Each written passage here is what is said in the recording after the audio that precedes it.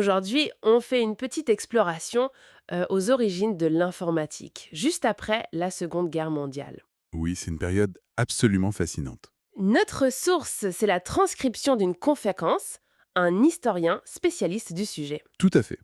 Et notre but, c'est de comprendre les moments clés, les idées, et puis aussi démêler un peu le vrai du faux, l'histoire du mythe. Il y a de quoi faire. On part des 70 ans de la Baby Machine de Manchester en 2018, le premier ordinateur à programme enregistré. C'est souvent comme ça qu'on la présente. Un bon point de départ. Alors justement, comment on est passé des besoins de l'après-guerre à ces machines qui définissent notre monde aujourd'hui? Alors, le contexte post-45, il est vraiment crucial.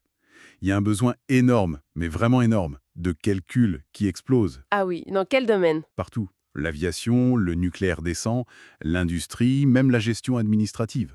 Et la guerre, elle a laissé aussi un héritage technique et surtout des compétences en gestion de projets complexes. D'accord. Et à ce moment-là, on a, disons, deux mondes qui coexistent. D'un côté, les solutions existantes, la mécanographie, les cartes perforées, tout ça, Oui, les machines IBM par exemple. voilà. Et de l'autre, l'électronique qui commence à pointer le bout de son nez. On parle beaucoup de l'ENIAC aux États-Unis, Ah oui, l'ENIAC. très médiatisé à l'époque. Contrairement, par exemple, au Colossus britannique, qui était secret défense. D'accord, l'ENIAC était connu. Mais alors qu'est-ce qui clochait? Pourquoi ce n'était pas encore la solution? C'est quoi le déclic? Bah, le gros problème de l'ENIAC, c'était sa programmation. C'était un cauchemar. Ah bon? Il fallait recabler la machine pour chaque nouveau problème. Ça pouvait prendre des jours.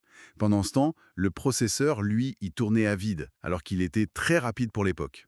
Un vrai goulot d'étranglement. D'accord, je vois. Et c'est là qu'intervient John von Neumann, un mathématicien brillantissime. Il avait travaillé sur le projet Manhattan. Ah oui, excusez-moi, von Neumann, oui, bien sûr. Et lui, dans un rapport fondamental de 1945, il pose le concept clé, le programme enregistré. C'est-à-dire? L'idée, c'est de stocker les instructions du programme et les données qu'il manipule dans la même mémoire. Plus besoin de recabler. Ah d'accord, c'est ça le saut conceptuel majeur. Exactement. Et il dessine aussi l'architecture de base qu'on utilise encore. Processeur, mémoire, entrée-sortie, unité de contrôle. C'est vraiment l'invention conceptuelle qui change tout. D'accord. Un concept génial sur le papier, mais j'imagine que le construire, c'était une autre paire de manches. Tout à fait. Et c'est là que l'histoire devient vraiment intéressante d'un point de vue technique. Le rapport de von Neumann, il pose un défi immense. Comment on fabrique une mémoire qui soit à la fois rapide et fiable? Et personne ne savait faire. Personne n'avait de solution éprouvée. On a exploré plusieurs pistes. Les lignes à retard de mercure, par exemple. L'info circulait comme une onde sonore dans un tube de mercure. Fascinant. Ou alors, les tubes cathodiques, un peu comme ceux des vieux écrans radar ou télé. On stockait l'info sous forme de points lumineux sur l'écran. Et c'est cette technologie qu'a choisi l'équipe de Manchester, D'accord. pour la baby machine dont on parlait au début. Exactement. Et il faut bien comprendre ça. C'est la baby machine, son but premier, ce n'était pas la puissance de calcul. C'était de prouver que cette mémoire à tube cathodique, elle pouvait fonctionner de manière fiable avec un processeur. Juste un test, en quelque sorte. C'est ça. Le 21 juin 1948, il lance un petit programme, un calcul de facteurs communs, je crois. Il tourne pendant 52 minutes sans erreur. C'était ça la victoire. Prouver la faisabilité technique. Voilà. Les techniques primaient sur la théorie abstraite ou la performance brute à ce moment précis. Et donc, une fois que cette preuve est faite à Manchester, l'idée se répand. Très, très vite. Dès 1950, on a une dizaine de machines basées sur ce principe qui tournent. À Cambridge, aux États-Unis, à Kiev même. Ah oui, quand même. Et c'est à ce moment-là, vers 1955-56, qu'apparaît le mot français ordinateur. D'accord. Et l'industrie, elle embarque comment? Alors, on voit trois types d'acteurs se lancer. D'abord, les anciens de la mécanographie, comme IBM. Ensuite, les géants de l'électronique, type RCA ou General Electric. Et enfin, des petites boîtes, des startups créées par les pionniers eux-mêmes. Avec des forces et faiblesses différentes, j'imagine. Exactement. Et c'est IBM qui va finir par dominer, mais en s'adaptant remarquablement bien. Ce qui fait qu'on peut nuancer l'idée d'une révolution brutale, c'était aussi une adaptation. Et la recherche dans tout ça? Les rôles se répartissent assez vite.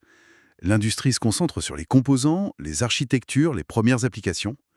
La recherche académique, elle, travaille sur les méthodes de programmation, les langages, les fondements théoriques et des concepts clés comme le temps partagé. Le temps partagé. Oui, l'idée que plusieurs utilisateurs puissent utiliser la même machine, presque en même temps. C'est un peu l'ancêtre des réseaux. Très intéressant cette répartition, mais il y a une question qui revient tout le temps. Alan Turing. On dit souvent que c'est le père de l'ordinateur. Qu'en est-il vraiment? À Turing, c'est une figure complexe et absolument géniale, ça ne fait aucun doute. Son travail en logique, sur l'IA, même en biologie, c'est immense. Mais pour les premiers ordinateurs, Son rôle direct dans la conception des toutes premières machines opérationnelles après-guerre, celles de type von Neumann, il est plus limité. L'inspiration principale, c'était vraiment le rapport de von Neumann. pourquoi était-il moins connu au début alors? Plusieurs raisons. D'abord, son travail pendant la guerre sur Enigma était classifié secret défense pendant très longtemps. Ensuite, son domaine de recherche initiale, la logique mathématique, c'était assez abstrait, peu accessible. Et puis, il y a sa personnalité discrète. Et bien sûr, sa fin tragique en 1954, qui a brutalement interrompu sa carrière. Donc le mythe s'est construit après. Oui, bien après. Il y a eu plusieurs étapes. D'abord, la création du Turing Award, le Nobel de l'informatique, au milieu des années 60. Ça a donné un nom prestigieux à la discipline décente. D'accord. Ensuite, dans les années 70, les révélations sur son rôle décisif à Bletchley Park. Là, il devient un héros de guerre. Ça change l'image. Énormément. Et enfin, à partir des années 80, avec les biographies, les films, il devient aussi une icône de la communauté LGBT+. Ah. C'est vraiment un cas d'école. Comment on construit une figure historique, parfois un peu en décalage avec la réalité technique de l'époque. Fascinant. Donc si on essaie de résumer tout ça, les débuts de l'informatique, c'est un mélange assez complexe, non? Besoin concret d'après-guerre, Oui, une idée conceptuelle forte, celle du programme enregistré, le déclic de von Neumann, oui. des défis techniques énormes, surtout pour la mémoire, Le cœur du problème au début. et puis cette espèce de danse entre l'industrie et la recherche qui avancent ensemble mais avec des rôles différents. C'est tout à fait ça.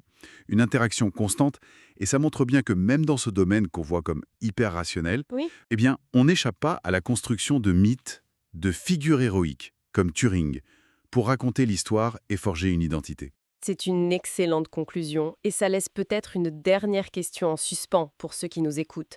Si la construction de héros comme Turing est si importante dans l'histoire des technologies, comment est-ce qu'on choisit nos héros technologiques aujourd'hui? Et qu'est-ce que ces choix racontent sur nos propres valeurs, sur notre vision de l'innovation maintenant?